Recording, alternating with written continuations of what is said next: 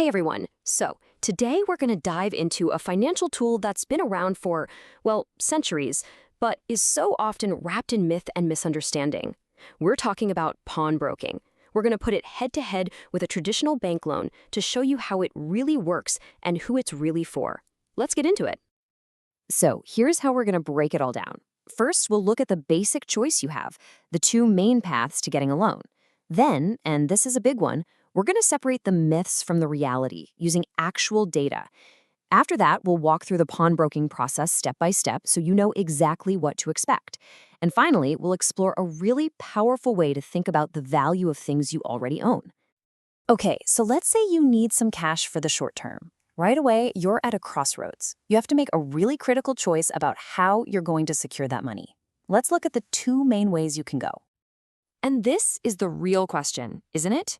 When you need money, the very last thing you want to do is put your long-term financial health on the line. The trick is to find a way to get the cash you need without putting your credit rating and everything that depends on it at risk. And here is the absolute fundamental difference. A bank loan, that's all about you. It's about your financial past, your credit history. Your credit rating is basically the asset you're borrowing against. But a collateral loan, like the kind you get from a pawnbroker, it isn't really about you at all. It's about the value of an item you own. That's it. Let's just be honest for a second. Pawnbroking kind of has an image problem, right? There are all these old stereotypes floating around. So instead of just going with those old ideas, let's actually look at what the research and the hard data tell us about the industry today.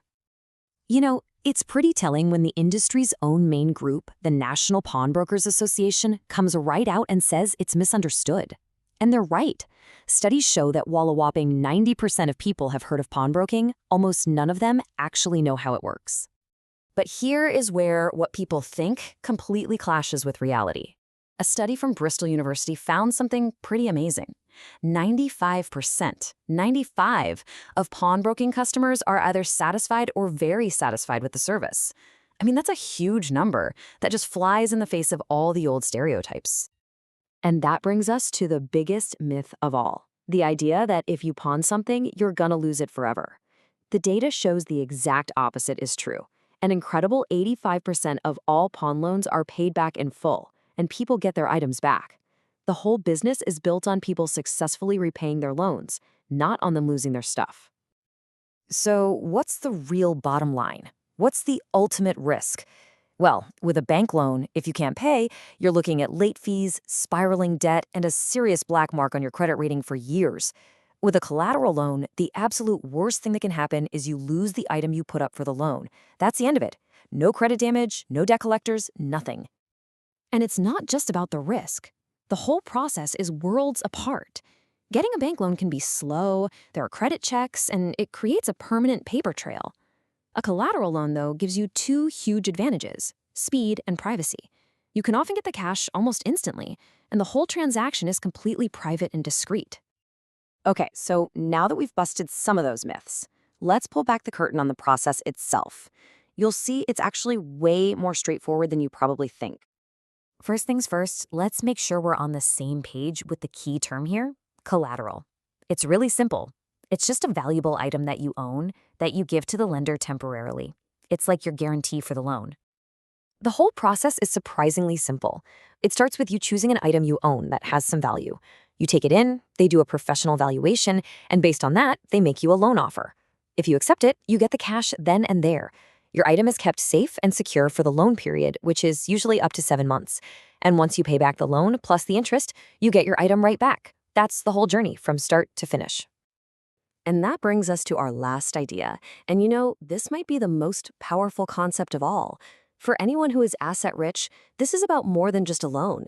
It's about a totally new way of looking at the things you own and seeing them as a source of real financial flexibility. This is really the key takeaway here. Just think for a second about the valuable things you might have, maybe tucked away in a safe or sitting in a garage. They don't have to be sold to be financially useful. A collateral loan lets you unlock their value when you need it without you having to give up ownership for good. And you might be wondering, what kind of stuff are we talking about? Well, the list is probably a lot bigger than you'd guess. We're talking about things like fine watches, classic cars, fine art, rare books, jewelry, even fine wine. For these kinds of high-end assets, you're usually dealing with specialist lenders, not just the local shop, so they really know how to value them properly. Basically, if it's an asset that has a solid, verifiable market value, it probably has potential. So we'll end on this thought. A bank loan is about borrowing against your future ability to earn. A collateral loan is about leveraging the value you've already created. So the real question to ask yourself is, what hidden value is already sitting in the assets you own right now?